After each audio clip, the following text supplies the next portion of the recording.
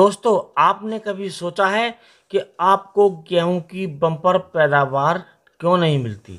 अर्थात जैसी हमें पैदावार मिलनी चाहिए वैसी हमें पैदावार नहीं मिलती। क्योंकि दोस्तों, हम छोटी मोटी जो गलतियां करते हैं उससे हमारी पैदावार प्रभावित होती है। तो आज आपको बताएंगे कि आप 5 ऐसी कौन सी गलतियां हैं जिसे करते हो, और यदि इन गलतियों को आप नहीं दोहराते हो, अर्थात आपने ये गलतियां नहीं की, तो आपको गेहूं की बम्पर पैदावार मिलेगी। तो दोस्तों, शुरू करने से पहले आपसे अनुरोध करेंगे, यदि आप चैनल पर नए हैं तो चैनल को कर लें सब्सक्राइब और बेल आइकन के बटन को ऑल पर सेलेक्ट कर लें, ताकि आपको वीडियो की नोटिफिकेशन तुरंत मिल जाए और आप वीडियो लगातार देखते रहें। तो दोस्तों, सबसे पहले जो हमारे किसान भाई गलती करते हैं वो करते हैं वैरायटी के चुनाव की।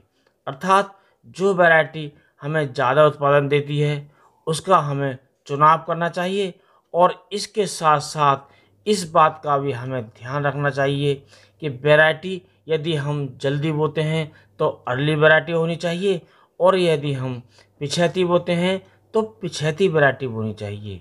यदि हम दोनों में इनमें गलतियां करते हैं तो इससे भी हमारी पैदावार घटती है, अर्थात हमें गेहूं की बम्पर पैदावार नहीं मिलती। और दोस्तों, दूसरी जो गलती हम किसान भाई करते हैं वो करते हैं बीज शोधन ना करके।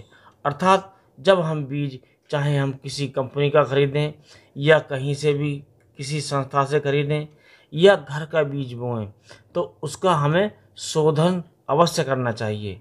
और हमारे किसान भाई अधिकतर इस गलती को करते हैं, अर्थात वो बीज शोधन नहीं करते।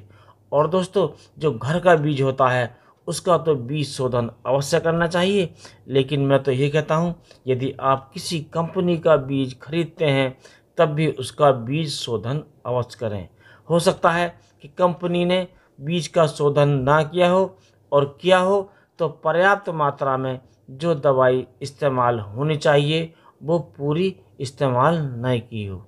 और दोस्तों, अब तीसरी बात करते हैं। जो तीसरी गलतियां अक्सर हमारे किसान भाई करते हैं वो करते हैं फर्टिलाइजर्स का सही से चुनाव ना करना, सही से प्रयोग ना करना। दोस्तों, हमारे अधिकतर किसान भाई डीएपी का प्रयोग करते हैं, और डीएपी में पोटास नहीं होती। तो हमें यदि डीएपी का प्रयोग करना है तो उसके साथ पोटास का प्रयोग अवश्य करना चाहिए, अन्यथा हमें जो 12-32-16 एनपीके होती है उसका ही प्रयोग करना चाहिए। और इसकी जगह हम जो सिंगल सुपर फास्फेट, यूरिया और पोटास का मिक्सचर बनाकर भी हम यदि डालें तो हमें बम्पर पैदावार मिलती है।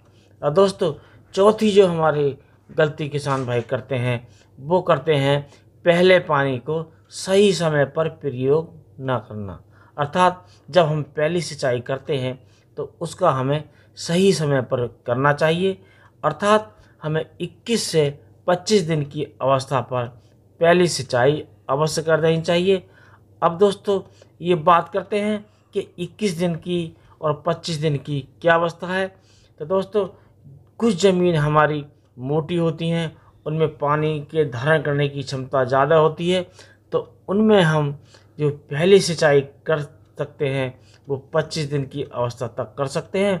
और कुछ हमारी जो ज़मीन होती है, मिट्टी होती है, बालुई होती है, उसकी जो हमें सिंचाई करनी है वो हमें हर हाल में 21 दिन की अवस्था पर अवश्य कर देनी चाहिए, क्योंकि यही एक ऐसी अवस्था है जिसमें हमारे पौधों की जड़ों का विकास अच्छा होता है।